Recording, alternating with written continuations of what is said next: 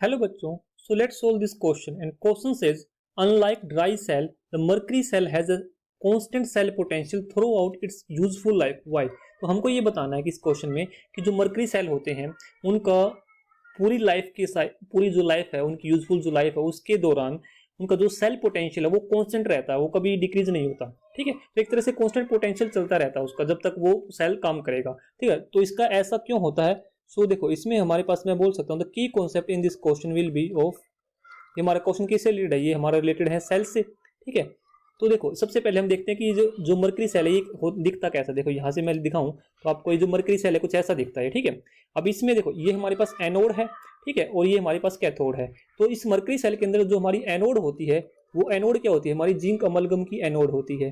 ठीक है, और कैथोड कैसी होती है? हमारी कैथोड होती है, इसमें पेस्ट होता है, किसका? पेस्ट ऑफ, यहाँ पे मैं बोल सकता हूँ जो हमारा पेस्ट होगा किसका पेस्ट होगा? यहाँ पर वो पेस्ट होगा HgO का एंड कार्बन का। ठीक है, और जो इलेक्ट्रोलाइट यूज होता है इसके अंदर, इलेक्ट्रोलाइट यूज होगा वो किसका यूज होगा? यहाँ पे मैं बोल सकता हूँ paste of KOH and ZNO। ठीक है, तो ये जो हमारा इलेक्ट्रोलाइट है ये इसके अंदर यूज होता है, KOH एंड ZNO का पेस्ट यूज होता है इलेक्ट्रोलाइट के अंदर। सो क्वेश्चन ये उठता है कि इसका सेल पोटेंशियल कांस्टेंट क्यों रहता है? देखो अब यहाँ पे इसका ध्यान देने बात ये है कि जो ध्यान देने वाली बात ये है कि इसमें कि जो ओवरऑल रिएक्शन होती है इसके अंदर, ओवरऑल रिएक्शन के अंदर कोई भी आयंस नहीं होता जिसकी वजह से कोई कंसंट्रेशन चेंज आ सके, जिसकी वजह से क्या होता है कि जिसका जो सेल पोटेंशियल है वो हमारा क्या होता है? कांस्टेंट हो जाता है। अप्रोक्सीमेट हमको जो सेल पोटेंशियल मिलता है यहाँ पे इसका, इस सेल का जो ड्राई सेल, जो ये मर्करी सेल होते हैं, इनका जो सेल पोटेंशियल होता है वो अप्रोक्सीमेट 1.35 वोल्ट मिलता है। ठीक है, अब तो यहां से मैं लिख सकता हूं कि इसका जो ये सेल पोटेंशियल कांस्टेंट क्यों मिलता है, तो यहां से क्या आंसर आएगा? तो यहां से हम लिख सकते हैं क्योंकि इसके अंदर कोई भी आयंस इन्वॉल्व नहीं होता। So in the overall reaction, in the overall reaction there is, I can write here this is there is, right? So there is no ions in solution,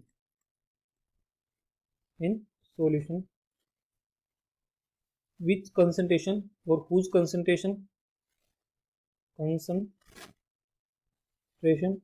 can change। ठीक है, तो solution के अंदर जो इसका generally हम paste लेते हैं ये, ठीक है, और इसकी वजह से मतलब कि हमारे पास कोई आयंस नहीं होता जिसकी कंसंट्रेशन चेंज हो सके। सो इसी की वजह से हमको जो थ्रू आउट इट्स जो यूजफुल लाइफ है उसकी वजह से हमको जिसका जो सेल पोटेंशियल है हमारा कांस्टेंट मिलता रहता है, और वो हमको इतना मिलता है 1.35 volt.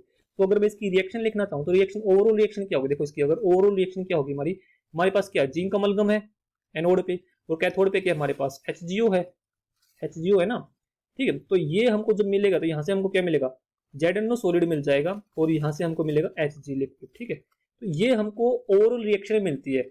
So I can say this cell potential is constant throughout its useful life of this mercury cell because of there is no ions involved in the solution whose concentration can change। ठीक है, so I hope this answered your question.